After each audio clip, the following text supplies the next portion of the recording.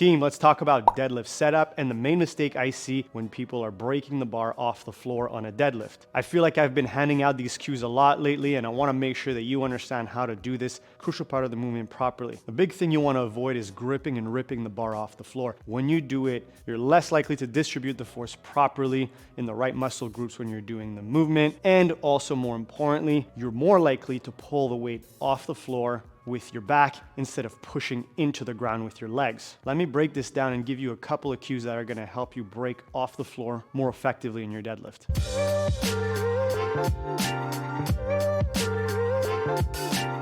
So gripping and ripping off the floor. We talked about the few issues that may be associated with that. We talked about not distributing the tension properly across the different muscle groups that are required to do a deadlift. We talked about how it's not ideal from a technique perspective because your reps may not look the same every time.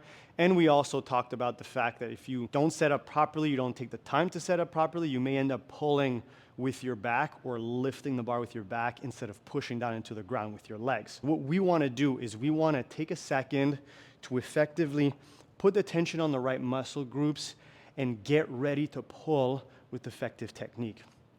So what it may look like, and I'm going to exaggerate it a bit, but you're going to build your tension and then from there push into the ground with your legs. This was a little bit of an exaggeration where I hung out in the bottom for a while, but it kind of gives you an idea of what we're talking about here. And I'm going to give you two ways to imagine what we're trying to do. Number one is you're trying to build tension across all of the muscles required to deadlift or to pull properly. And then number two is you want to take out the slack from the barbell.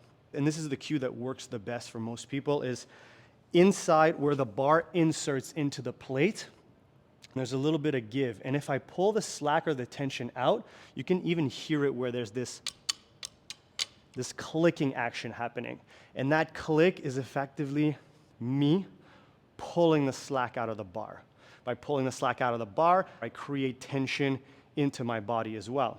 So what you want to do is in your setup, pull the slack out, build tension through your body, and then once you have that, then you're ready to push down into the floor. A good way that you can practice this is by exaggerating how long it takes you to do that in your warm-up sets where you're going to hold a few seconds. Actually, let me do one where I'm setting up, I'm holding, I'm making sure I've got the right tension, making sure I feel my posterior chain, hold a few seconds, my pull, reset, same thing. You could kind of see the bar almost lifted off the ground a little bit when I did that, when I built the tension. And repeating that as you build up your weight, when you get a little bit heavier, then you ditch that technique and you just start doing your normal deadlifts.